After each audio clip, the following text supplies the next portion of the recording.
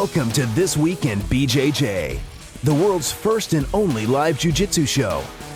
Brought to you by Zebra Mats, simply Z-Best, Q5 Labs, Stay Alpha, and Defense Soap, defend what you have built.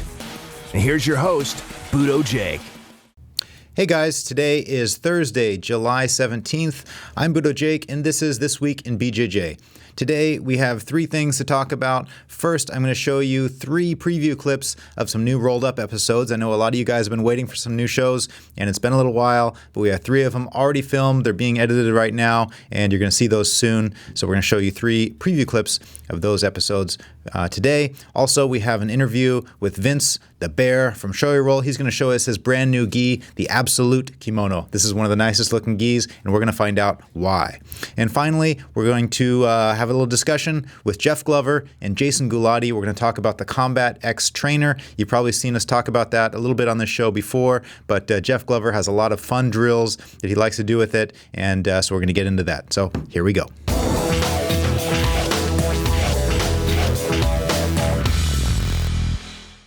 Three episodes of Roll Up coming your way. The first one is going to be with Clark Gracie. This is the first time we made an episode with Clark. It was a lot of fun. Clark graciously had us down to his two academies, one in Old Town, San Diego, and the other one in La Jolla. We filmed at both places. We had a great time, and plenty of omoplatas were had. Check out the preview clip. What is jiu-jitsu really? Jiu-jitsu is about defending yourself, putting an end to the fight, right? I mean, the finish is showing like the really real results.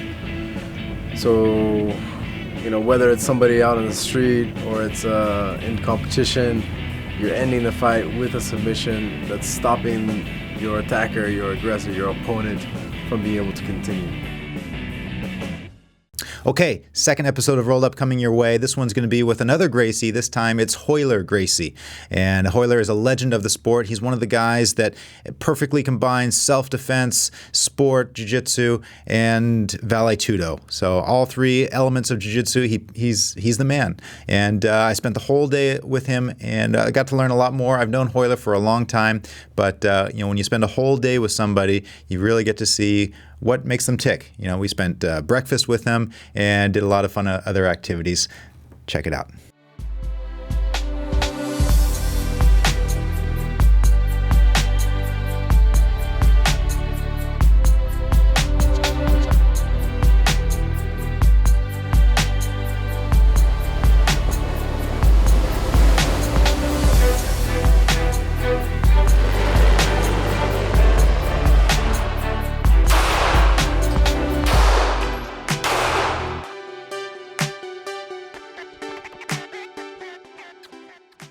The third episode of Roll Up coming your way. This one was probably the funnest to shoot, I can't lie. This one was filmed in Costa Rica, and whenever we go out of the country to film an episode, it's always so exciting. We had some great hosts. The Wesson family showed us around, took us to volcanoes, went ziplining. We did a lot of fun things, but we also got some good training in. And I think you're going to enjoy a lot of the techniques and countryside that we show in this one. Some of the other instructors that were there in Costa Rica were Zed from Renzo Gracie, New York City, and also AJ Agazarm and Philippe Delamonica. It's going to be a really fun episode. Check out the preview. So AJ, how's your time been in Costa Rica? My time in Costa Rica has been nothing short of amazing.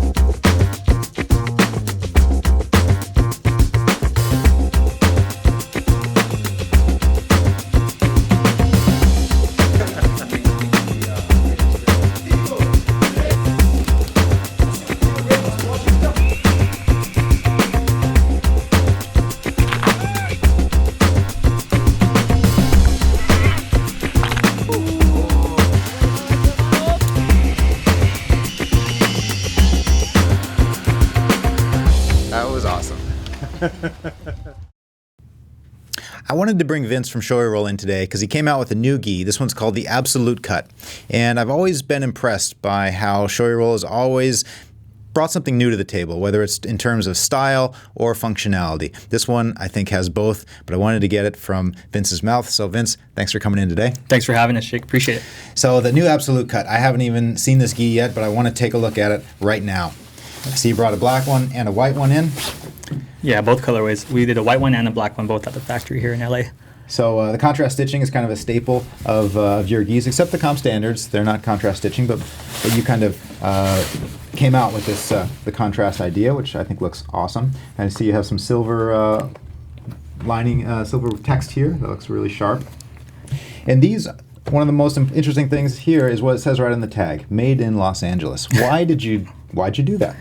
Well, for us, it was we were working on it for a while, so we've been tinkering and making gis here in the U.S. for maybe like the last 4 to 5 years, really, and probably like the last 2 years we've been getting pretty serious about trying to find a manufacturer. Probably for about 2 years, nobody would do it. It's just people are used to sewing sweatshirts and T-shirts here and denim. They're not used to taking on a brand new project to try and sew a big lapel and going over brand new patterns. So it's just been work in progress. We wanted to do it just to try and elevate our game and our brand, and that's kind of really the biggest thing is making stuff over in different states is okay, but for us to do it in Los Angeles was a big deal. So we pushed forward, and yeah, we're here. So I think all Americans like the fact that we're able to support our own economy with your production of the gis stateside. But what does it mean in terms of quality? Is it the same level of quality, or can you have a higher focus on quality since the factory is right under your nose? Well, I think you have quality in two different sides, right? In Pakistan, China, Vietnam, wherever they're sewing product, they've been doing it forever. So quality is really on opinion as far as being able to quality control product and go over and check on how the product is doing more consistently. That, in the sense of quality, is a little bit easier by far than trying to buy a plane ticket to Pakistan or China or wherever else that you're making gis at. But the quality for sure is a big component, but I think it's more QC and checking on how the product is doing in manufacturing processes and making quick changes and adjustments. All that stuff can be done really well here. And it's not that overseas has bad quality. It's just here you can pay attention to everything a lot closer. When stuff is made, you can make changes. Overseas, you can't do that. When production is going, it's going, and when it's done, it's done. Here, if it's going, you can check on it. If it's not going right, you can change it, and vice versa. So that's really, I think, the biggest. I think both sides offer quality. It's more of the detailing and being able to take a look at changes and adjustments to make the quality better if it's not up to par, if that makes any sense. So now, I imagine the factory had been there for a while, but they probably hadn't made gis before. Was it difficult educating them on how to make a gi up to your standards? Yeah, no, it was probably the biggest hurdle we've done by far. I mean, we've done gis for around 6-7 years already, and this was probably about a year in the making. We've probably blown through, I would say, 20 or 30 prototypes just to get us to this. So a lot of money, a lot of time, a lot of R&D testing, getting them used to dealing with this garment, this uniform. So it was a learning curve, not only for us, but also for our factory, So it took time, but it worked out. We just won't let a product come out and not test stuff. I mean, we're kind of late to the market when it comes to coming out with something new. We always have to test it for 6 months to a year to see how it does, how it shrinks, how it does in training, and then we feel comfortable and we'll bring it to market. So how is this different than the ones that are made overseas? This by far is way different than anything we've done overseas in terms of pattern, cut, and design. So everything overseas it's been our standard template that we've used forever. And when we did this, it's been a big project just because we've designed it from the ground up. We weren't using anything for reference. It was really just, we brought in a designer, Viking Wong from Europe, and we're like, hey, let's design this product and let's cater it towards a grappler, a more tailored fit. Let's make sure we have the seams where they need to be to maximize movement for a grappler. It wasn't just, we just didn't go and hire a pattern maker or a designer from any other industry. We picked one from our industry and a competitor that understands how a gi should fit. So going back and forth on designs and figuring out with him, hey, this will work, this wouldn't work over time. Then we're like, okay, this is gonna be our pattern. And we redesigned the pant from the ground up. We put out a little video teaser on it, but really it's just there's just some details that really stand out that people are really excited about, and it's really just we use the standard D-ring enclosure for the belt system to open and close the pants. It has a fly here, so our older pants, the waists were a little bit wider just so more people can get into the cut, different size waist, and this we tapered it in more on the waist just so it's not like most pants. If you try them on, you pull the string, there's probably like 6 inches on each side, 4 inches on each side, but this is probably about 2 to 4 inches at the most, so it's trunked up so it fits on your hip a little bit better. Does it mean it's harder for the pants to come down as well? It is, but that's why the fly was added. So just like denim, the fly is only added so you can open it up and you can get into it a little easier. Right. And then, I've seen many matches where the guys are in a berimbolo position, they're pulling down the guy's pants, and they might have to stop the match and tighten their pants again, which can make us slow in the action. So that probably wouldn't happen with these. No, I mean that's the beauty of this, of just a D-ring enclosure. They use it on the most technical football pants on the market. I mean, we've, just to figure this out, we've R&D'd maybe about 3 to 4 at least different enclosures to see what would work the best. And then we went into the market, seeing what other industries are doing, and big brands like Nike, Under Armour, everybody else is, no matter how technical their cut gets, this is really the top. They're using a D-ring with a strap, and that's what's being used to close the pant, you know. And for us, it's a little new because most people are used to using a drawstring because that's what they've been using over the last 100 years, or something like that. So it takes people a little bit to get used to this. But once they've used this, there's no more tying pants during training. No more, okay, let me tie my string again. Once you put it on, it's done. You know. And is this IBJJF legal? You know, on the IBJJF requirements, there's nothing that says no belt D-ring system. But you know, rules change all the time. So and depending on what the gi checker says, he may not want this. It's really up to him, right? So for us, it's we weren't too sure, you know, if this was going to pass or if it wasn't going to pass. So what we did is on every single gi, we threw an extra drawstring in. So you can easily just take this belt out; it'll come out completely, and you can feed in the drawstring. And if it was illegal or wasn't legal in IBJJF competition standards, it would be probably because of this. So we just basically added in that drawstring. So I mean, really, the biggest features on the pants is it's a lot more tailored towards the hip. It has a D-ring enclosure to make sure pants don't fall down anymore. The pants a little bit more tapered.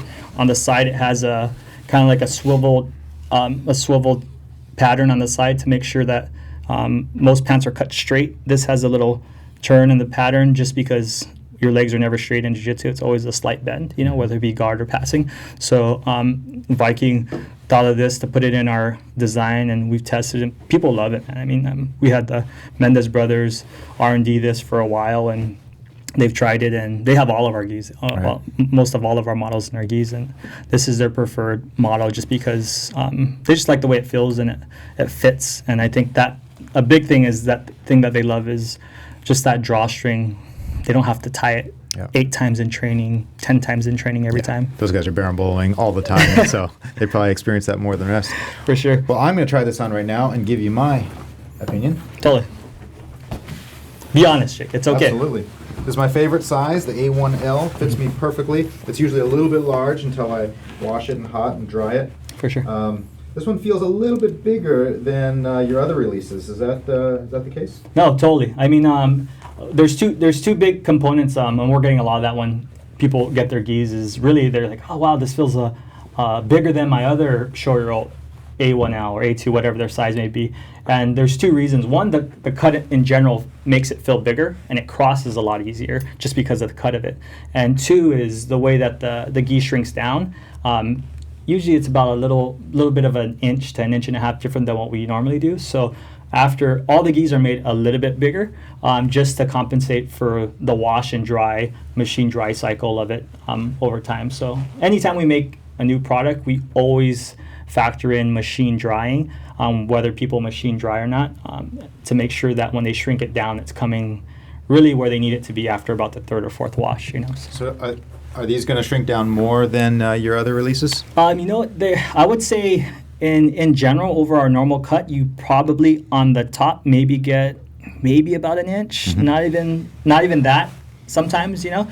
And really, it's all on how people care for their gi, right? So sometimes people wash their gis and dry their gis for 40, 60 minutes in the dryer, and that can change the fit of the gi tremendously, you know. Or some people just wash it and dry it for 20 to 30 minutes in low to medium heat as opposed to high. So for us, we always try and put the worst case scenario, assume people wash it and machine dry it in high heat for 30 to 40 minutes at least. So it's a big component on the biggest reason why most of our gis out of the bag are a little bit bigger. Right. So well, it's super comfortable. It looks and feels very durable as well. I can't wait to train in it, and I'll give my feedback then. But so far, it looks awesome. Totally, man. Thanks. Now, my last question is, what does this mean for your overseas production? Are they obsolete now? No, it's not obsolete so much. I think what this does is it gives us a platform to make new product in the U.S. and also just to try and push more innovation in our own product, you know. So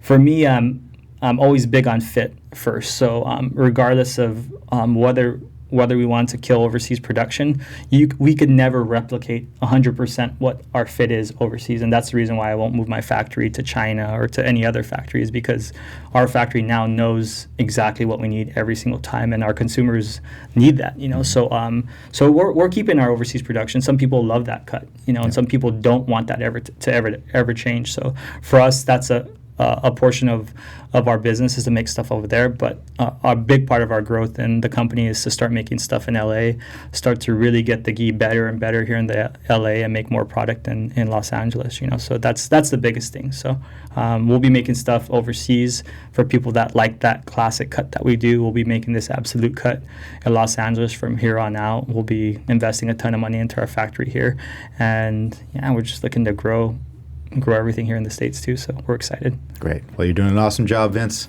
Thanks, keep up man. the great work. Keep Appreciate up the innovation. Thank you, man. All right. So that was Vince from Shoyoroll. Now we're going to step off to the mats, where we're going to have a great interview with Jason Gulati from Combat X Trainer. We're talking with Jeff Glover. We filmed this a couple days ago, but they're going to show a lot of really cool exercises and drills and talk about how you can train by yourself with a Combat X Trainer. Enjoy.